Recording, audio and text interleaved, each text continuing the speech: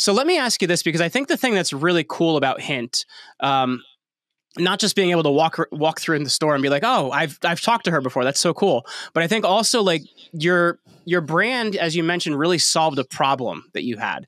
And I think when you look at that, can you describe to me, I guess, in your mind, when you're creating an authentic brand, and I guess why it worked for you, and why I think, people should be considering that? Because I think it's interesting. You mentioned it before we started recording. There's some people that are pushing it too hard. They're not really, being real with it. So from your perspective, when you're really creating a brand that lasts, how do you, I guess, go in that direction? Yeah, I think that it really starts with identifying a problem. I think so many people come up with an idea, and it's the get rich quick scheme, right? Where they're going to develop a product, they're going to sell it, and they're going to be the next billionaire, right? In the time that I was starting Hint, the number of people who said to me, "Oh, like 50 Cent made all this money on vitamin water. You guys are going to kill it," and I just kept thinking, I mean, that would be nice at the end of the day. But for me, it really started with this problem that I had around diet sweeteners. And the only reason why I sort of got off the track of continuing in tech, frankly, was and deciding to, start my own beverage company when I had no idea what I was doing, and invest my own money and all of those things, was because I felt like I could help a lot of other people. And it ends up that if you can actually solve a problem, you can actually help a lot of other people solve a problem that they have, which may not actually be the exact same problem that you have. That is influential. And so when you think about that, I think that crosses over into many, many different entrepreneurs. So let me ask you this then, because I think that the thing that can be difficult is, you mentioned that pivot from being a tech CEO to being somebody in the health space and developing more of a health-oriented product, right? And I guess the thing that can be difficult for people sometimes is making that pivot, but making it feel real and authentic, right? I know even for me, way back when I went to school, like my master's degree is in the Roman Empire, right? And I've been doing this podcasting thing and all this stuff for, 15 years now. And then when it came up in the news about Roman Empire, I started doing a lot of media appearances about it. And initially people were kind of like, wait, he's doing what? Because they didn't know that about me. So that pivot was weird for them. And I guess when you're looking at a pivot, how do you do it correctly and also, put the right energy behind it? Well, I think it goes back to what you and I were just discussing. I think that if you didn't go and start talking about this because you necessarily wanted to build a brand, right? You just had a lot of information and you had thoughts about it. And Sure. and so it was kind of fun. Yeah, and it was fun. But it ends up that if you like, so often I see, like I said earlier, that I see entrepreneurs really trying to force it, right? They're trying to, develop the next product. And in the beverage industry, for example, the number of products that I've seen that are like Me Too products, where they're, maybe I'll pick on vitamin water for a minute, but there's been so many knockoff products to vitamin water that people thought, okay, if vitamin water can do it, then I can go do it too.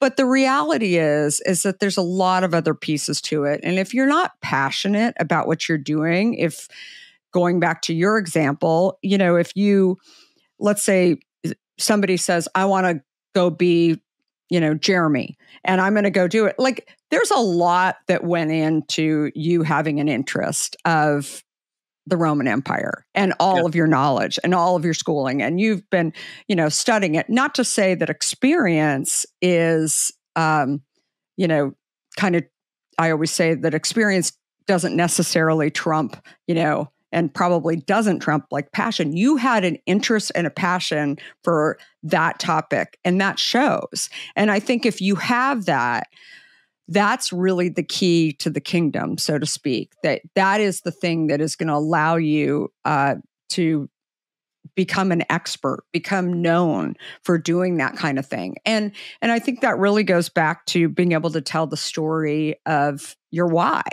And the why isn't necessarily solving a problem either. The why could be why you got interested in something.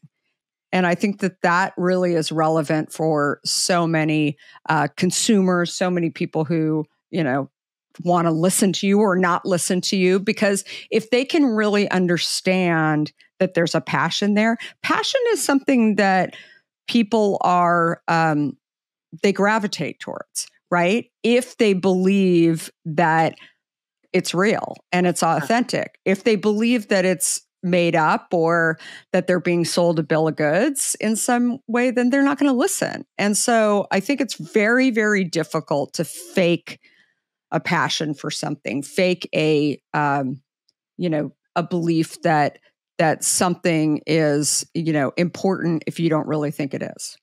I think it goes back to the personal experience piece, like you were talking about, like, especially like when you created Hint, you're creating something because you wanted to solve a problem you had. Like, so it's something real to you. And I think far too often there's people they're just trying to create another business idea, or they're just trying to get something out of it or create motion with it. And I think to create something that's real, it also helps you to differentiate better from those in your market. And I'm curious, when we look at that, and when you're thinking of a product like Hint, or, thinking of yourself as a personal brand, how have you looked at differentiating to stand out from those in the pack? Because even, going back to Hint, there's products like seltzer out there. There's things that have been around for a long time, but Hint has staying power, and it's been around for, quite a while now. And it has a place on a lot of shelves and a lot of stores. So how do you differentiate to grab that space? So when Hint was started, I never thought that I knew we were creating a new product and a company and brand, but I didn't really understand that we were actually creating an entirely new category in the beverage industry. And that category was unsweetened, still flavored water. Eventually, we launched a carbonated version of the product because the more we were talking to consumers about Hint and an unsweetened flavored water, they were like, okay, I get it. I like it, but I like carbonation. Why don't you have carbonation? And so we ended up launching that as well, knowing that often when you have more than one person living in the house, there's a greater than 50% chance that one of those people like carbonation and the other one like still. And so we kept hearing this from consumers over and over again. But I think that there's a couple of things. First of all, not swaying from what the core product is that you're launching with, unless you're going to totally blow up the entire concept and say we were wrong and own it and say we're going to totally go in a different direction. But I think not confusing the consumer. We were never moving away from the still water, the carbonation, the Hint. We weren't adding sweeteners to the product.